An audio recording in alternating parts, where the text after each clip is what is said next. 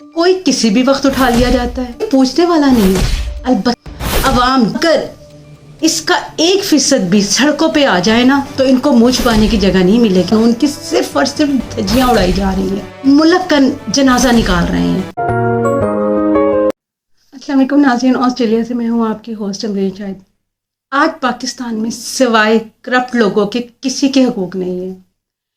کوئی کسی بھی وقت اٹھا لیا جاتا ہے، پھر اس پر تشدد کیا جاتا ہے، یا کسی کا گھر گرا دیا جاتا ہے، یا جعلی کیس میں مہینوں کی قید میں رکھا جاتا ہے، کوئی پوچھنے والا نہیں۔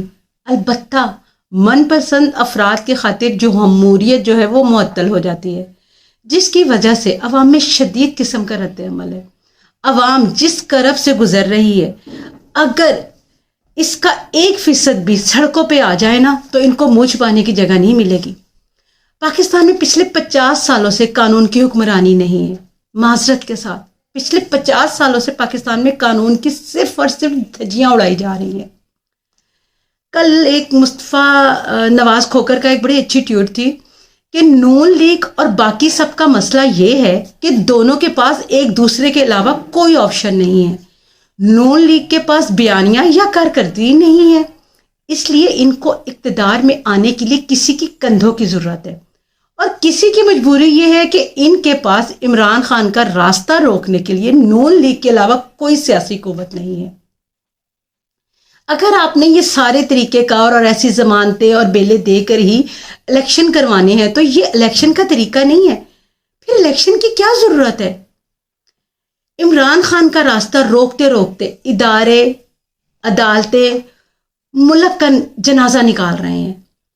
صدیق جان نے اپنے ٹویٹ میں کہا ہے، نواز شریف کی ایک اور جو خواہش ہے اس کی تکمیل سپریم جوڈیشل کونسل کی جانب سے جسٹس مظاہر علی اکبر نقوی صاحب کو شوکاز نوٹس جو ہے وہ جاری کر دیا گیا ہے۔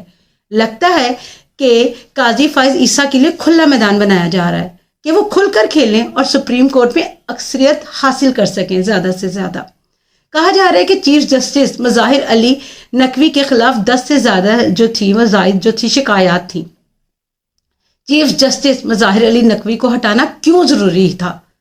یہ ہمارے لیے بہت ضروری ہے۔ آپ کو یاد ہوگا جو پہلا نوٹس تھا الیکشن کے حوالے سے کہ 90 دنوں کے اندر الیکشن کروائے جائیں، وہ انہوں نے ہی بھیجا تھا، اور وہ ابھی تک شہرائے دستور پر انصاف مانگتا ہوا نظر آ رہا ہے۔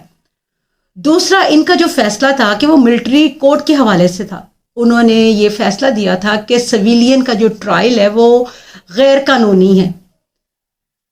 ایک بات اور جو آپ کو ایک ماڈل ٹاؤن کا واقعہ یاد ہو، اگر ماڈل ٹاؤن والے واقعے میں بھی جسٹس صاحب جو تھے وہ ہائی کورٹ میں تھے، وہاں پہ ایک رپورٹ آئی تھی، اسے پبلک نہیں کیا گیا تھا، اس وجہ سے اس میں بہت بڑے بڑے لوگوں کے نام تھے جو بعد میں وزیر اعظم بنے، وزیر خارجہ وغیرہ بھی بنے، تو انہوں نے یہ حکم جاری کیا تھا کہ اس کو پبلک کیا جائے۔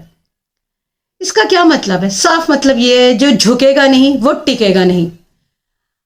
اگر جج صاحب کو فارغ کیا جاتا ہے تو حکومت اور ہم خیال ججز کو اکثریت ہوگی۔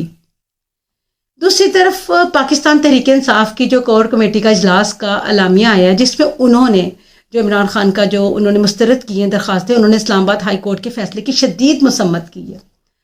سلمان درانی نے اپنے ٹویٹ میں کہا ہے کہ ویڈیوز پہ جو ہے 10 ارب لگانے والوں کا درد یہ نہیں ہے کہ P T I social media کا 1 ارب کھا گئی ہے، اصل ان کا درد یہ ہے کہ جس بیانیوں کو بنانے کے لیے انہوں نے عوام کا اربوں روپیہ ضائع کیا، وہ بیانیہ جو ہے پی ٹی آئی کی جو سوشل میڈیا کی ٹیم ہے وہ اگلے 10 منٹ میں بھی نہیں ان کو چلا سکتی، اور وہ ان کو فارغ کر دیتی ہے اور وہ اس کو اڑا کے پھینک دیتے ہیں۔